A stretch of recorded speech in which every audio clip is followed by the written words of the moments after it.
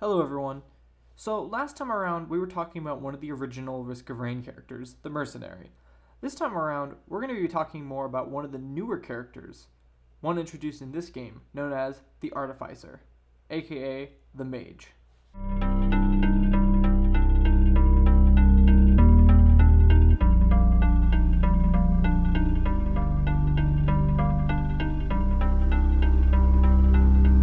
Let's talk a little bit about the Artificer, or Mage. I'm going to be using the two interchangeably. So, I believe that she is one of the hardest people to unlock just because it takes the most time in order to get her. The achievement to unlocking her reads, "Free the survivor suspended in time." Now this sounds obviously very open-ended and not very specific. However, I can show you exactly what this is talking about. In order to free the Artificer, you have to go to the Bazaar Between Times, aka the secret realm that you get to by activating a Newt altar or by coming across a blue orb naturally. As you can see, sitting next to the Newt, you will find the Artificer trapped, and you can only free her by paying 10 lunar coins. I went far more in depth about lunar coins in my previous video about lunar items. However, to briefly summarize the important parts, lunar coins are a random drop that you can get from enemies that persist between games, and you can use them to buy lunar items. For this case, you would need to save up 10 lunar coins to unlock the Artificer. This may require a bit of grinding, however, with a couple good runs and a little bit of patience, you will be able to get 10 coins in no time. Once you have physically purchased her, then she will be unlocked for all future runs. So if you look at the Artificer as a whole, you will see that her kit screams one thing and one thing only: damage. She has so much damage, but she also only has damage. Some pros I could say include exceptional damage, excellent item synergy, and she's pretty solid against groups. For cons, however, you can see that she's lacking any defensive or mobility abilities, leaving her very open to attacks.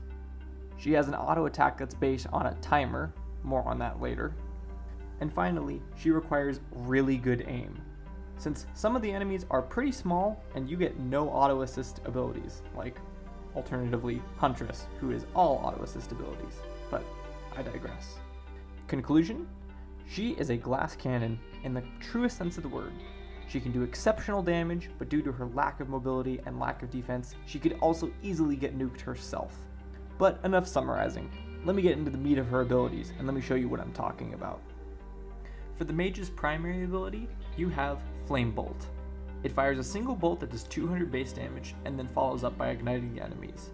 The Ignite does 50% of your damage in 1 second over 2 ticks, and it can stack. You can hold up to a maximum of 4 charges, and you can fire them in a quick succession. However, it takes about a second or two to recharge. Since it's easy to burn through every single one of them very quickly, it would be best to weave in a few other skills in between your Firebolt casts, such as your second ability, Charged Nano-Bomb.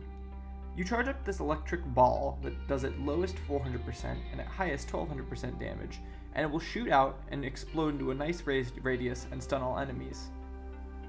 Additionally, as it flies, it will zap nearby enemies from about 100% to 220% damage. This is the move that you use in large groups. You fire a single one of these and you can nuke a massive chunk of their health. Just keep in mind, it takes about 2.5 to 3 seconds to fully charge up the attack, so keep that in mind when you're using it offensively. Next up, you have the Artificer's utility spell, Snap Freeze. Holding down the button, you will see it creates a little HUD where you can aim where you're going to place the wall. After letting go, it'll form several columns of ice that when touched by the enemies will do 100% damage each. Additionally, there's a chance that it can freeze smaller enemies, not including bosses. If frozen, enemies that drop below 33% of their maximum health will be instantly killed, and you can see this by a white indicator on their health bar. This is another ability that's very good against large groups of enemies, and is especially effective against tankier enemies, since the 33% health execution applies to those enemies as well. Additionally, this ability has nearly unlimited range as long as you have somewhere to place the wall, and just be careful because sometimes you'll throw it way farther out than you intend to, so just make sure you aim it properly. Lastly, we have her ultimate ability, Flamethrower. After a 1 second delay, it'll shoot a giant stream of fire for about 3 seconds, doing roughly 1700% base damage. However, with a total of 21 ticks during that 3 seconds, it'll also apply a stack of Ignite, which, as previously mentioned, will do 50% of your base damage each second per stack. That means that this ability does a lot of damage, and for the cooldown that it has, which is only about 6 to 7 seconds, it is insanely good. You can either choose to melt a single target, or you can start blasting a giant group. Either way, you will wreak havoc. And since she has no passive, that concludes her kit and abilities. So let me just talk to you real quick about a couple field notes about her kit. For starters, you can cancel her ult by running or by using another spell, so just be careful of that. However, if you want to end it early, now you know.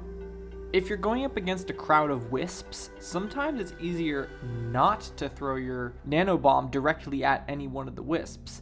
Since it can zap things as it flies, it actually might be smarter to intentionally miss the shot. That way the zapping effect will hit them, because sometimes that zap, if fully charged, will be enough to kill them.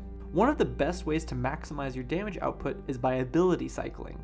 Since a lot of the mage's cooldowns are relatively short, you can switch between using all 4 of your primary fires, then firing a charged Nano-Bomb, then fire a few more basic attacks, and then maybe use your ultimate, then some more basic attacks, and you can effectively make combos of attacks that will constantly keep your damage output high, but also prevent you from being a sitting duck due to cooldowns. And that last note being said, it might not be best to fire all of your basic attacks in one go, because then you won't have any basic attacks, and if your other abilities are on cooldown, you're out of luck. So just be careful. Lastly, let's talk about some item synergies. Starting with the holy item, the greatest item of them all, Sticky Bomb. What, not what you were expecting? Well, there's a reason for it. Even though it is a white item, it has a very particular effect that works particularly well with the Artificer. But let me show you what I'm talking about. Sticky Bomb, as the name implies, has a 5% chance to attach a bomb to an enemy that detonates for 250% damage. Now, the reason this item is important is because of its stackability. I don't know if it's linear or exponential, however it seems to be linear, meaning with each additional stack of Sticky Bomb, you will gain an additional 2.5% stack chance, as well as a 125% damage increase, meaning if you were to have 2 Sticky Bombs, now you were to have 7.5% chance with 375% damage. Each sequential stack will increase the chance. Now here's the part where it gets interesting. Let's pretend for a second you only have 7 Sticky Bombs. 7 Sticky Bombs in total would grant you a 20% chance to apply the effect with 1000% damage. However, keep in mind that your ultimate ability does 21 ticks of damage, meaning that 20% chance is tried 21 times. What this translates to is it turns your flamethrower into a napalm cannon, because it will launch an insane amount of Sticky Bombs that do insanely high damage onto whatever you're burning. And that's only with 7 Sticky Bombs. Imagine how many more you could stack, and the damage stacks infinitely, I believe. However, after 39 Sticky Bombs, you're already at 100% chance to apply it, and at that point, you're doing pretty good. However, you won't even last that long if you don't have any defensive items. Since she doesn't have any defense or speed in her kit, you need to have items to supplement those. Some good choices for defense include Tougher Times, Shield Generator, and Rose Buckler. As for speed, the usual Paul's Goat Hoof, Energy Drink, Red Whip, and Wax Quill all provide some good movement. A couple other good offensive items include Rundle and Kajaru's Bands, as well as the Crowbar, which scales particularly nicely with your Nano-Bomb attack. As for red items, I think the 2 that stand out the most would be the headset, because since she has no mobility, higher jump height can definitely be helpful, and as well as the Sentient Meat Hook, because having a slight chance to proc the effect times 21 ticks of ult means it'll go off a lot more, and it can do some good damage. One last side note about items, the ones that I pointed out are just ones that I think that would be particularly more useful. However, every single red item is good on you, no matter what. I just chose those 2 because they improve an aspect or work with an aspect of her kit in particular. But that about wraps up my review of the Artificer, or the Mage. I hope you guys enjoyed, and if you did, drop a like. I'll make sure there's a guide of every single character, especially as new characters come out as the game gets closer to launch date. Anyways, I hope you enjoyed, and I'll see you all next time.